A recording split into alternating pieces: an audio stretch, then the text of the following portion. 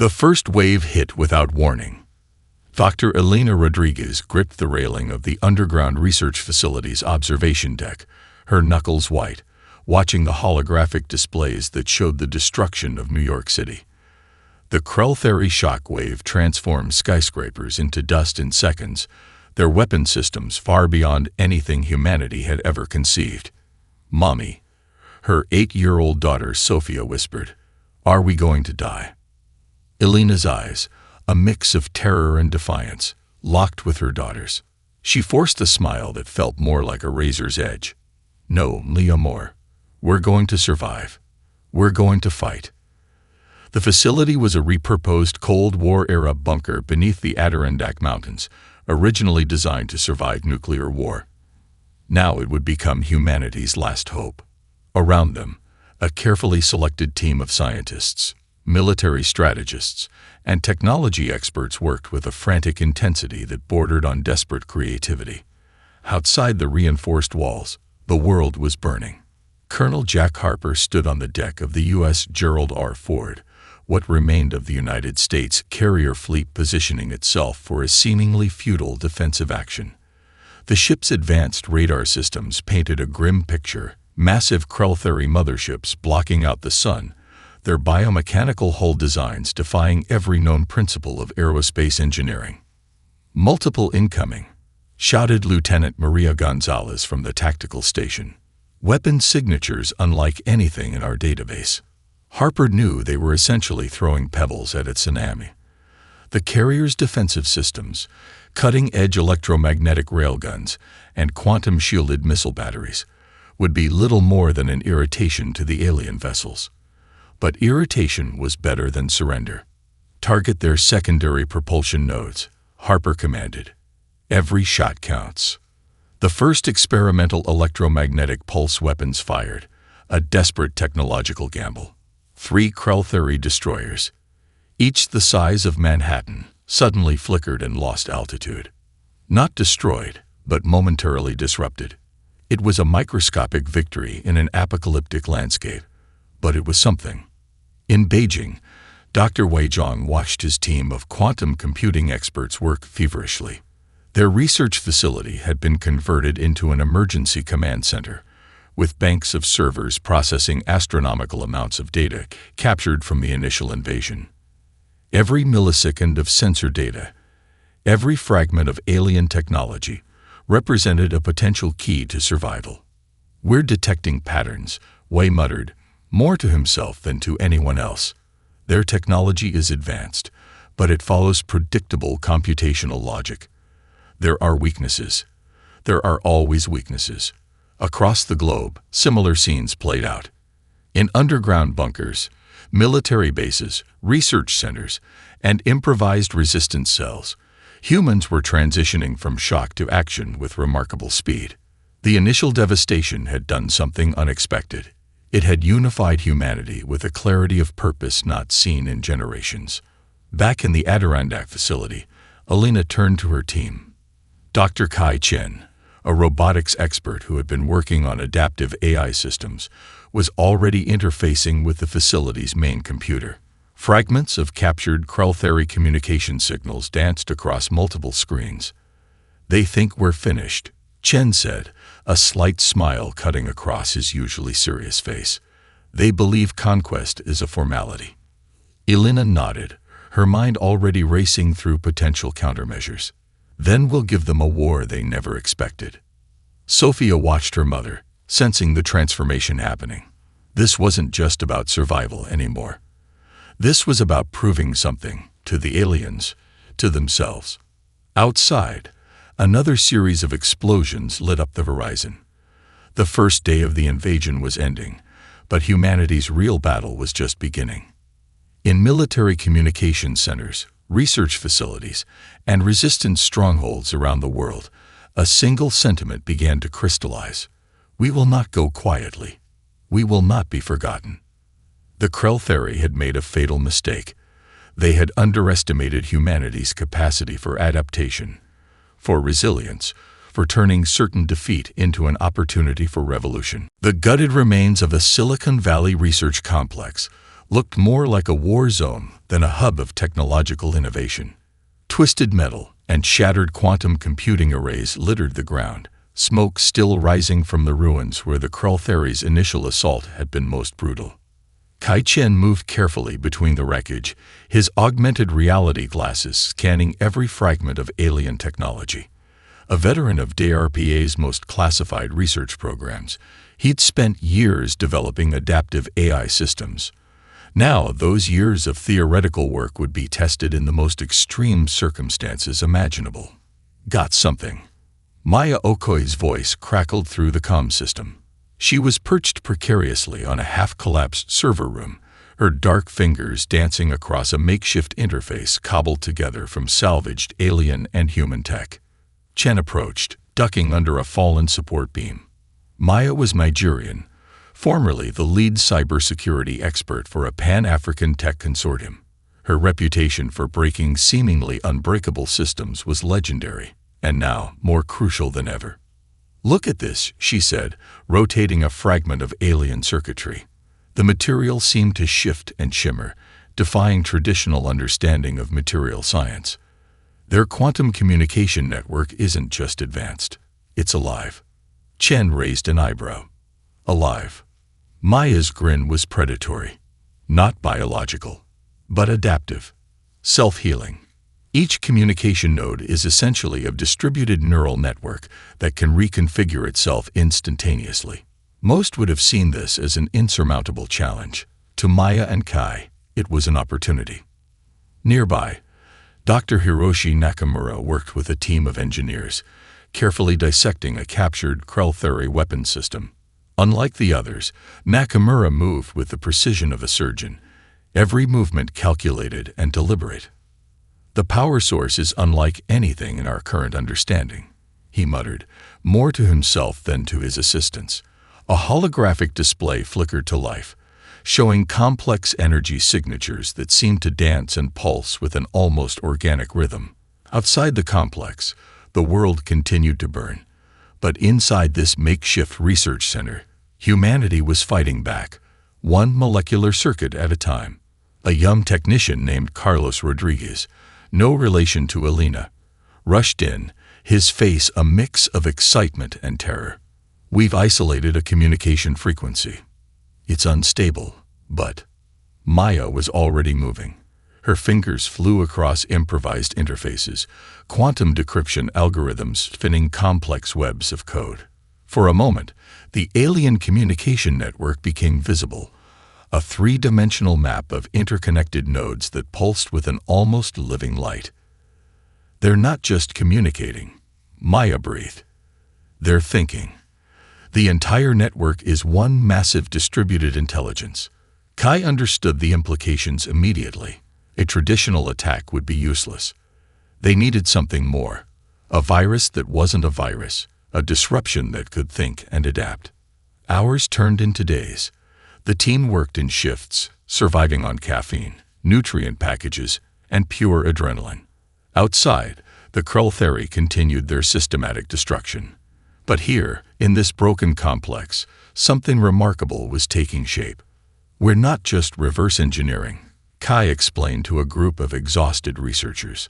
"We're learning their language. Not just their communication protocol, but how they conceptualize information, strategy, warfare." A breakthrough came unexpectedly. Maya discovered a subtle flaw in the Krell-Thery's quantum entanglement communication, a microscopic point of vulnerability so elegant in its simplicity that it seemed almost intentional. "They're so confident in their technology," she said, "they never considered someone might approach the problem from an entirely different perspective." As night fell, the team continued their work. Holographic displays showed complex algorithms taking shape, weapons that weren't weapons, communication systems that could think, adapt, and ultimately resist. The Krell-Thery believed they were dealing with a primitive species about to be conquered. They had no idea that in this broken research complex, humanity was writing the first lines of its counterattack. Chen looked at the team. Scientists, engineers, hackers from every corner of the globe. Unified. Determined. Unbroken. "We're going to turn their own technology against them," he said quietly. "And they won't see it coming." The underground bunker in Moscow was a symphony of controlled chaos. Dmitry Volkov moved between holographic displays, his weathered hands tracing complex logistical pathways that crisscrossed the globe like digital blood vessels. A former Spetsnaz operator turned strategic analyst, Volkov understood something fundamental about warfare that the Krell theory had grossly underestimated. Logistics were the true battlefield. Every supply line is a nervous system, he explained to a group of international intelligence specialists gathered from what remained of global communication networks. "We're not just mapping their routes, we're discovering their entire circulatory system." The captured Krell theory logistics AI sat in a specially constructed quantum-shielded containment unit. It wasn't just a piece of technology.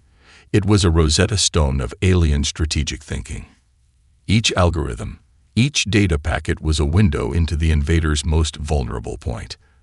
Dr. Aisha Khan, a Pakistani logistics expert who had spent years studying global supply chain dynamics, worked alongside Volkov. Her fingers danced across holographic interfaces, revealing intricate networks that most humans would have considered incomprehensible. "Look here," she said, highlighting a series of interconnected nodes. "Their supply chain isn't linear. It's more like a living organism. Each resupply point can dynamically reconfigure based on external pressures." Most would have seen this as an insurmountable challenge. Volkov and Khan saw it as an opportunity. Across the world, similar operations were underway. In a converted research station in the Australian outback, a team led by Dr. Marcus Wong was using quantum mapping technologies to track alien communication and supply networks. In the hidden bunkers of Sao Paulo, Brazilian network specialists were developing adaptive infiltration algorithms. The global resistance was no longer just fighting. They were studying. A young communications specialist named Elena Rodriguez, a distant cousin of the Dr. Rodriguez from the Adirondack facility, brought a critical piece of intelligence. "We've identified a pattern in their quantum communication relays. They're not just sending supplies. They're maintaining a complex ecosystem of technological support." Volkov's eyes narrowed. An ecosystem can be disrupted. The captured logistics AI began to reveal its secrets. The Krell theory didn't just transport supplies. They maintained a living network of technological support. Each supply ship was more than a transport. It was a node of a vast, interconnected system that could rapidly adapt and reconfigure. "They believe their technology makes them invincible," Dr. Khan muttered. "But every system has a weakness." Days turned into weeks. The team worked in shifts, sleeping in short bursts, fueled by a combination of caffeine, determination, and the knowledge that humanity's survival hung in the balance. Marcus Wong's team in Australia made a breakthrough. By using a combination of quantum entanglement detection and advanced machine learning algorithms, they discovered subtle communication patterns in the Krell theory supply networks. "It's like their entire logistical system is one massive, distributed intelligence," Wong explained during a global video conference. "But that also means it has collective vulnerabilities." Volkov understood immediately. "We're not going to destroy their supply lines. We're going to isolate them, cut them off, make each ship, each supply point feel increasingly alone." The plan began to take shape. It wasn't about massive, destructive attacks. It was about precision, psychological warfare at a logistical level. Each interdicted supply ship, each disrupted communication node would send a message: "You are not as invincible as you believe." In the Moscow bunker, Dmitry Volkov looked at the team.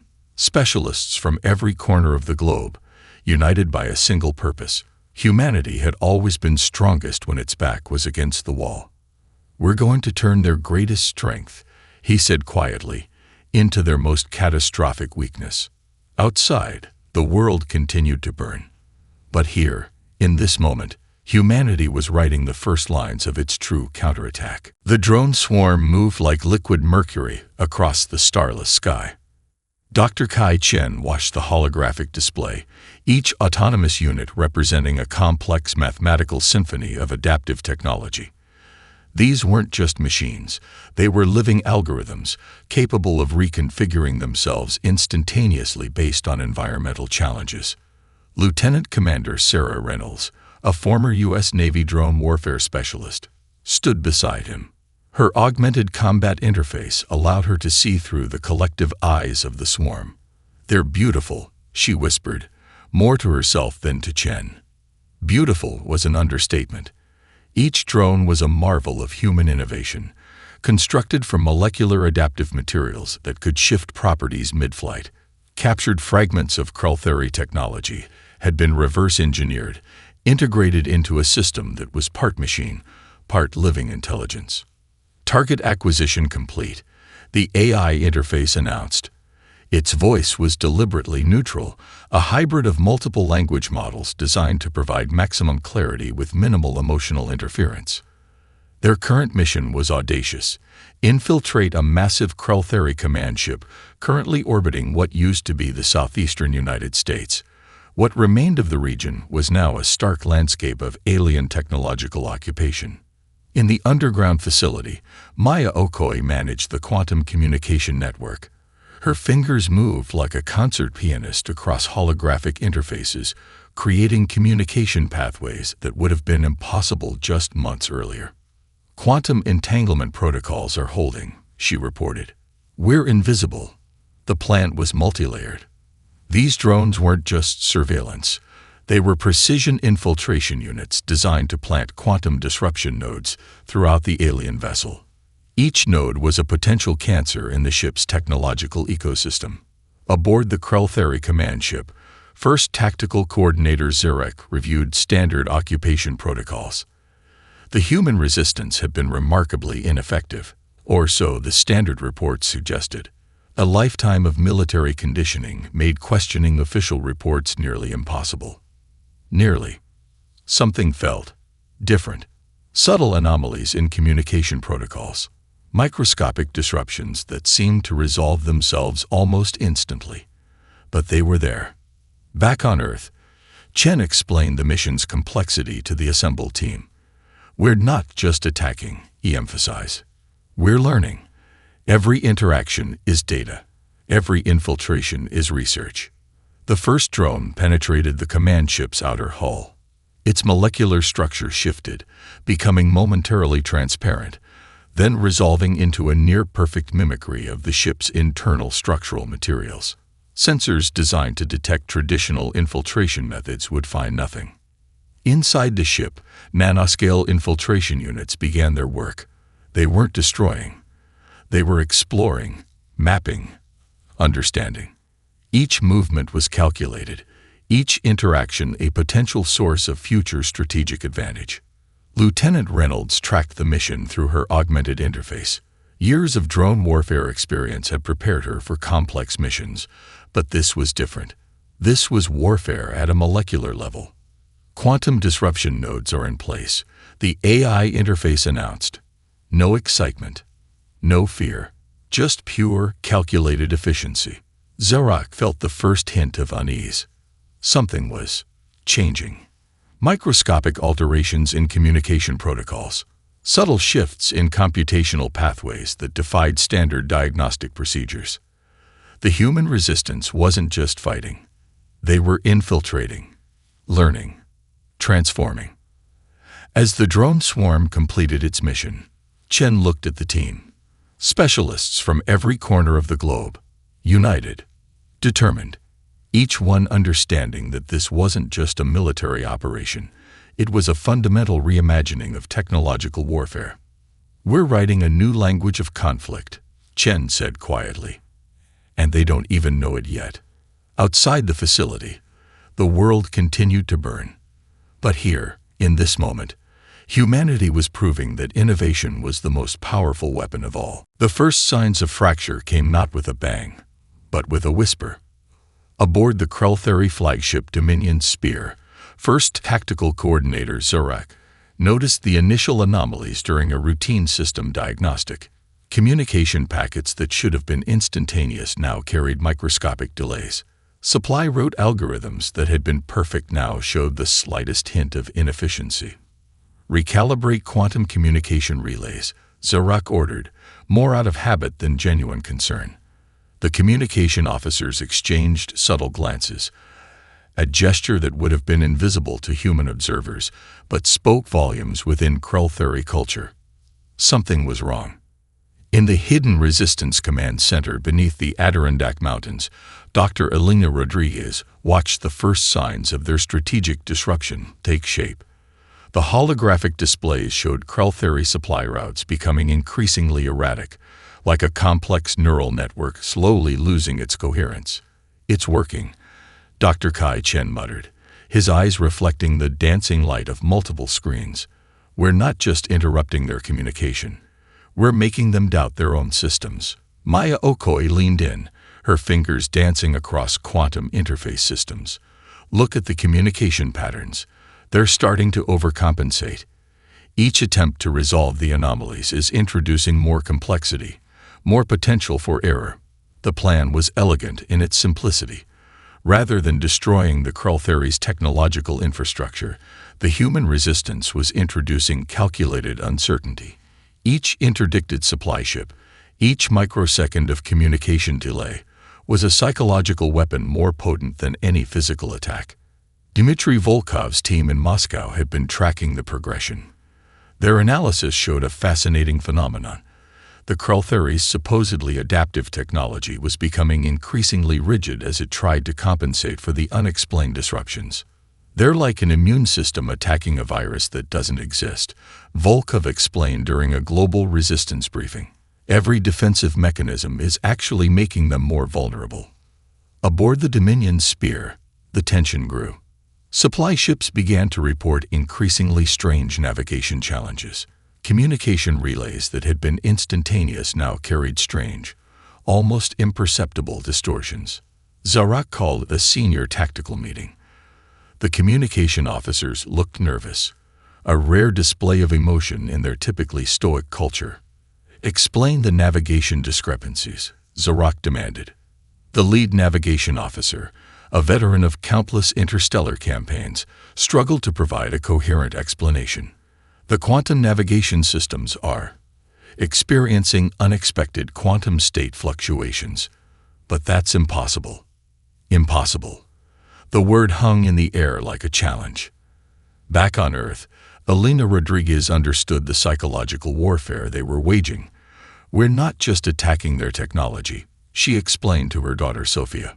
"We're attacking their belief in their own superiority." The resistance had transformed warfare into something the Krell couldn't comprehend. This wasn't about destruction. It was about creating doubt, introducing uncertainty into a system that believed itself infallible. More supply ships went missing. Communication became increasingly fragmented. The Krell initial confidence began to crack.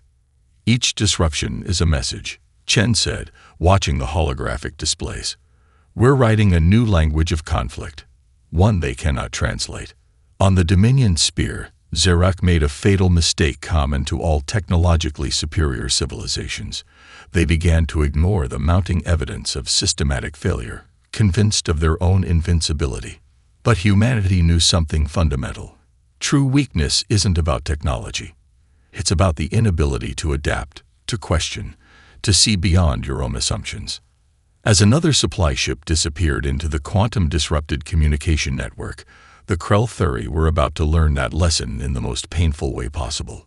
The isolation was just beginning. The psychological warfare began with a whisper. Dr. Maya Okoi stood before a bank of quantum communication interfaces, her fingers moving with the precision of a concert pianist. What she was about to do was more than a transmission. It was a carefully crafted weapon of pure information. "Quantum encryption locked," she murmured. "Transmission profile. Adaptive." The holographic displays around her showed complex communication pathways, each one a potential avenue of psychological manipulation. The team had spent weeks developing a transmission that was part communication, part cognitive virus. In the underground facility, Elena Rodriguez watched with a mix of scientific fascination and strategic calculation. "It's not about what we're saying," she explained to the assembled team. "It's about how we're saying it." The first transmission targeted the most vulnerable point in any technological system: uncertainty. Aboard the Krell-Theory flagship Dominion Spear, communication officers began to experience the first subtle effects. Quantum communication packets carried more than just data. They carried carefully constructed linguistic anomalies that would trigger deep-seated cognitive dissonance in the alien neural networks. First Tactical Coordinator Zarak was the first to notice something was wrong.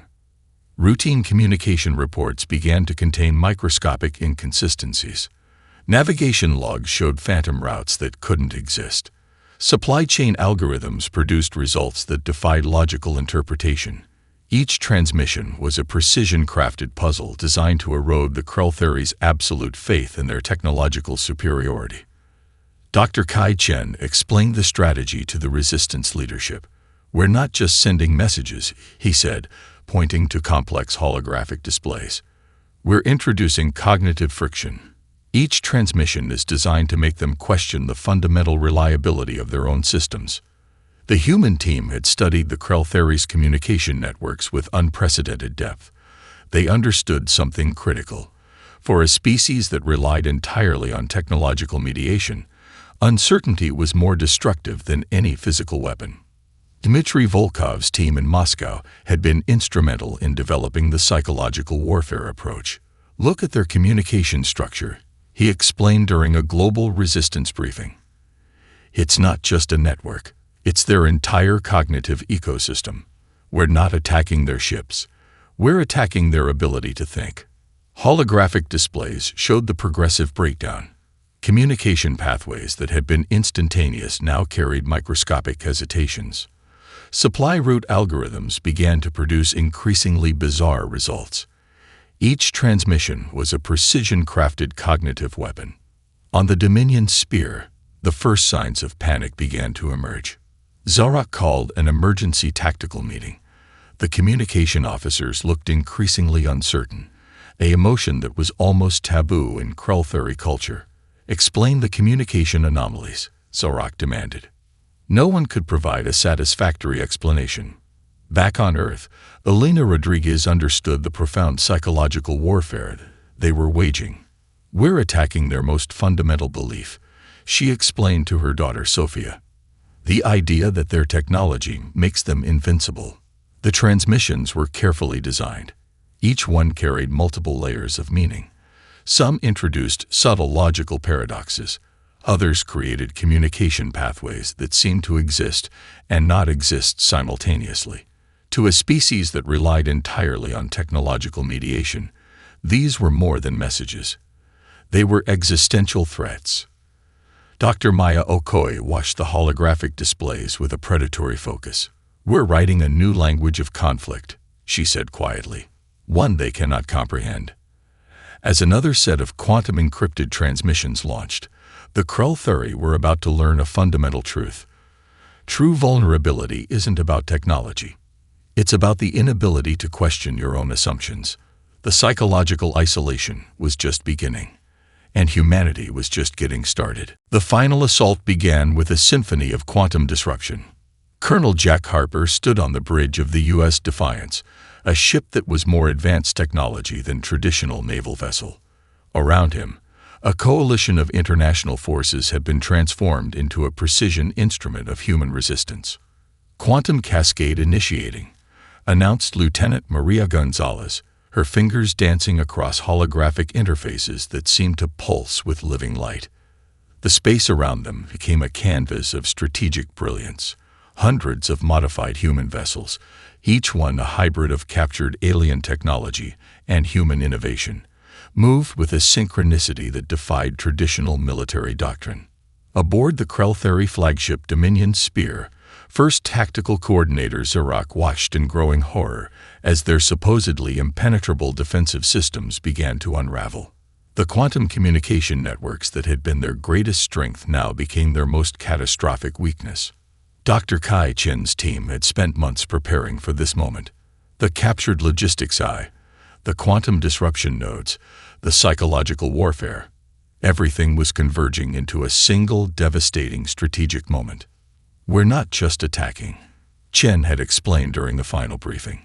We're performing surgical precision on their entire technological ecosystem. The first wave of attacks was invisible. Quantum entanglement disruptors began to create microscopic fissures in the Krell-Theris communication networks. Supply routes that had been instantaneous now became increasingly fragmented. Navigation systems began to produce increasingly erratic results. On Earth, in the Underground Resistance Command Center, Elena Rodriguez watched the holographic displays with a mixture of scientific fascination and strategic calculation. "Target their secondary communication relays," Colonel Harper commanded. The human fleet moved with a precision that seemed almost organic, each ship an extension of a larger collective intelligence. The Krell-Theri had believed their technology made them invincible. They were about to learn their most painful lesson. Dr. Maya Okoye managed the quantum communication network, her fingers moving like a conductor orchestrating a complex musical performance. "Quantum cascade at 78% effectiveness," she reported. "Their defensive systems are becoming increasingly isolated." Zarek tried to mount a counteroffensive, but each attempt became more futile. The communication networks that had been their greatest strength now produced nothing but confusion. Supply routes collapsed. Defensive systems began to work against themselves. "It's like watching an immune system attack itself," Dmitry Volkov muttered, watching the global tactical displays. The human fleet wasn't just attacking. They were systematically dismantling the Krell-Theris technological infrastructure with surgical precision. Each quantum disruption node introduced more uncertainty, more confusion into their systems. Aboard the Dominion Spear, panic began to spread. Communication became increasingly fragmented. Supply routes collapsed. Defensive systems began to produce results that defied logical interpretation. Colonel Harper's voice cut through the chaos. "Concentrate fire on their primary quantum communication nodes." The attacks were precise, calculated, each move designed to exploit the vulnerabilities that the resistance had spent months identifying and understanding. Dr. Chen understood something fundamental about this conflict. "We're not fighting their technology," he had explained earlier. "We're fighting their belief in their own superiority." As the quantum cascade reached its peak, the Krell-Theri fleet began to collapse from within. Communication networks became increasingly fragmented. Supply routes disappeared. Defensive systems began to work against themselves. The final assault was less about destruction and more about systematic deconstruction.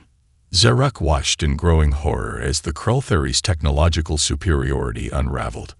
What had seemed invincible now appeared desperately vulnerable. Humanity had transformed warfare into something the Krell-Theri could never have anticipated. This wasn't about overwhelming force. This was about understanding. Adaptation. The ability to see beyond technological superiority and recognize that true strength came from something far more fundamental. As the last quantum disruption nodes found their targets, the Krell-Theri fleet began its final, catastrophic collapse. The isolation was complete, and humanity had just rewritten the rules of conflict. The silence was deafening. What remained of the Krell-Theri fleet drifted like wounded ghosts against the starlit backdrop. First Tactical Coordinator Zorak stared out the view screen of the crippled Dominion Spear, watching humanity's final act of strategic brilliance unfold. They had not been defeated by weapons. They had been dismantled by understanding.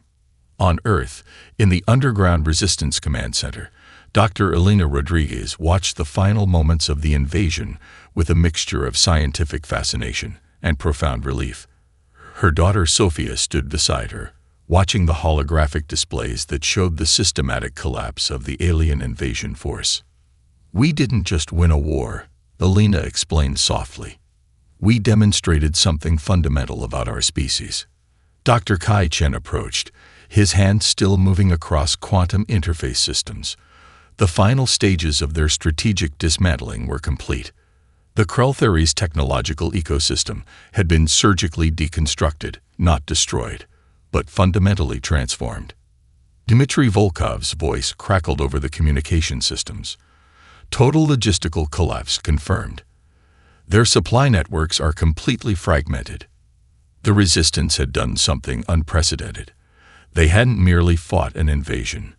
They had systematically isolated, confused, and ultimately neutralized a technologically superior force by understanding its fundamental weaknesses. Aboard the Dominion Spear, Zarek experienced something unprecedented in Krell-Theri culture: complete cognitive dissonance. Their entire philosophical and technological worldview had been fundamentally challenged. Maya Okoye began compiling the final tactical analysis. It wasn't about destroying their technology, she explained to the assembled resistance leaders. It was about making them question the very foundation of their technological superiority. Colonel Jack Harper looked out over the assembled international coalition. Specialists from every corner of the globe, scientists, military strategists, technologists, had come together in a way that defied traditional understanding of conflict. "We didn't just save Earth," Harper said quietly. "We rewrote the rules of warfare." The quantum cascade that had systematically isolated the Krell-Theri fleet was more than a military strategy. It was a profound statement about human adaptability, collective intelligence, and the power of understanding over brute technological force. Zarek received the final communication from the Krell-Theri High Command. It was less an order and more a collective admission of fundamental failure. The invasion was over. Not through destruction, but through complete systemic isolation. In the underground facility, Sofia Rodriguez asked the question that would echo through human history: how did we do it? Elena smiled, her fingers tracing the holographic displays that showed the systematic deconstruction of the alien invasion. "We understood something they didn't," she explained. "Technology is just a tool. True strength comes from adaptability, from the ability to see beyond what seems impossible." The global resistance had transformed warfare into something more than a conflict of weapons. It had become a conflict of understanding, of collective intelligence, of the ability to see beyond immediate limitations. Dr. Kai Chen understood the profound implications. "We didn't just defend ourselves," he explained to the assembled team. "We demonstrated a fundamental truth about our species. Our greatest weapon isn't our technology. It's our ability to adapt, to understand, to see connections that others cannot." As the last Krell-Theri ships drifted into isolated fragments, a new chapter of human history began. They had not just survived an invasion. They had transformed the very understanding of conflict. Aboard the Dominion Spear, Zarek made a final, profound observation. Humanity had not defeated the Krell-Theri through superior firepower or technology. They had dismantled an entire invasion force through something far more powerful, a collective intelligence that saw beyond the immediate, that could adapt, transform, and ultimately neutralize a seemingly invincible force. The invasion was over. Humanity's true journey was just beginning.